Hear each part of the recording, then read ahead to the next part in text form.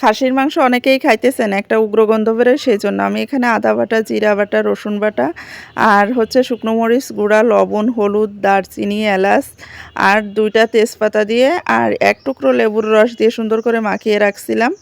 আর এরপরে আমি তেলটা দিয়ে একটুখানি পেঁয়াজ ব্রেস্তা করে তার ভিতরে দিয়ে দিছি ম্যারিনেট করা মাংসটা।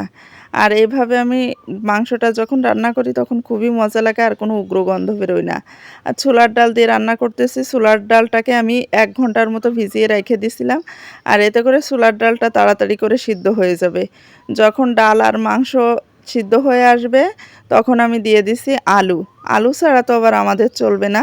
তো এইভাবে রান্না করলে কিন্তু খাসির মাংসে কোনো উগ্র গন্ধ বেরোয় না, আরও খাইতে অনেকটা বেশি মজা লাগে।